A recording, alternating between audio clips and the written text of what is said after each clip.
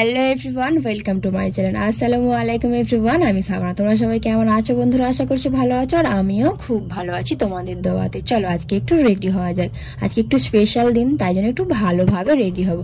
সবার ফার্স্ট বলো আমার এই ড্রেসটা কেমন লাগছে। এই ড্রেসটা না আমার খুব ভালো লাগে। আমার হাজব্যান্ড আমাকে একটা বিয়ে বাড়িতে কিনে দিয়েছিল, সেই বিয়ে বাড়িতে পরেছিলাম, তারপর থেকে একদিনও পরা হয়নি। তাই ভাবলাম আজকে একটা নতুন কুটুম বাড়ি যাচ্ছি, তাহলে এই ড্রেসটা পরা যাক। তাই এই ড্রেসটা পরে নিলাম।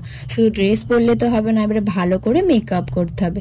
মেকআপের আমি সব কিছু করতে পারলেও আইলাইনার একা একা একদম পড়তে পারি না। তাই ছোট বোনকে একটু রাজি করে নিলাম যে আমি একা একা একটু মেকআপ করি, তুমি আমাকে আইলাইনার পরে দেবে। ও বললো হ্যাঁ। তারপরে নিজে নিজে সব মেকআপটা কমপ্লিট করে নিলাম, নিয়ে বোনকে বলতে ও আইলাইনারটা পরে দিল। আর এই লিপস্টিকের কালারটা না সত্যি আমার ফেভারিট, আর ড্রেসের সঙ্গে লিপস্টিকটা খুব ভালো ম্যাচ হয়ে গিয়েছে।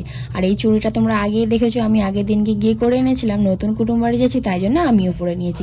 নিজে তো রেডি হয়ে গেছি, তারপরে আমার মেয়েও রেডি হয়ে গেছে। মেয়েকে কিন্তু আমি রেডি করিনি, বোনু রেডি করে দিয়েছিল, কারণ আমার রেডি হতে হতে এতটাই দেরি হয়ে গিয়েছিল, তাই জন্য বোনু ওকে রেডি করে দিল। আমি হাজব্যান্ডকে কল করে বললাম যে তুমি কখন আসবে। উনি বললো যে আমার একটু লেট হবে, তুমি থেকে যাও, মারা সবাই চলে যাক।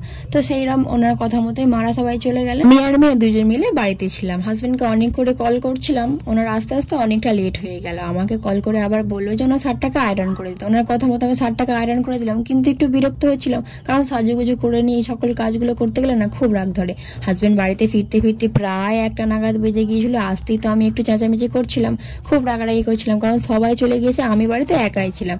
বিরক্ত তো লাগবেই বলো, কিছু করার নেই। হাজব্যান্ড আসলে তবেই তো আমি যাবো। উনি চলে এলেন, রেডি সেডি হয়ে আমরা সবাই মিলে বেরিয়ে পড়লাম।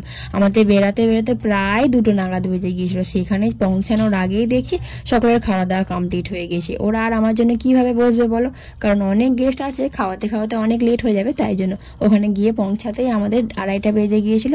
গিয়ে নিয়ে ওখানে একটু অনুষ্ঠানটা অ্যাটেন্ড করে আমি গিয়ে নিয়েই বোনুর কাছে মেয়েকে দিয়ে দিলাম। দিয়ে আমি আর হাজব্যান্ড দুজন মিলে খাওয়া দাওয়াটা কমপ্লিট করে নিয়েছিলাম। খাওয়া দাওয়ার কোনো ক্লিপ নিতে পারিনি, কারণ প্রচণ্ড পরিমাণে ভিড় ছিল, আর আমার কাছে মোবাইলটাই ছিল না। সব থেকে সত্যি কথা বলতে, খাওয়া দাওয়া কমপ্লিট করে নিয়ে আমরা এখানে চলে এসেছিলাম একটা ননদের বাড়িতে, কারণ নিজে খেয়ে নিয়েছে, এবার মেয়েকে তো খাওয়াতে হবে, কারণ ও আস্তে আস্তে ঘুমিয়ে পড়েছিল। ও বোনুর কাছে ছিল। আমি খাওয়া দাওয়া কমপ্লিট করে নিয়ে এখানে এসে ওকে একটু খাইয়ে দিলাম। ননদের বাড়িতে বাবুকে খাওয়াতে গিয়েছিলাম, আর আমার ননদ আমাদের সকলের জন্য স্পাইট দিয়েছিল। আর আমার ননদদের দেখো কামরানা গাছ, আমি ফার্স্ট টাইম কামরানা গাছ দেখলাম। ফুলগুলো দেখেছো কি কিউট। তারপরে আমরা সবাই মিলে ননদকে টাটা দিয়ে চলে আসছি। এবারে আমার আবুজিদের বাড়িতে যাব। আমরা যেখানে নিমন্ত্রণ খেতে গিয়েছিলাম তার একটু দূরেই আমার আবুজিদের বাড়ি। তো আমরা সবাই মিলে চলে গেলাম আবুজিদের বাড়িতে। আমার শাশুড়ি, আমার শ্বশুর, আমার ননদরা, আমার হাজব্যান্ড, আমার মেয়ে, আমরা সবাই মিলে চলে গেলাম।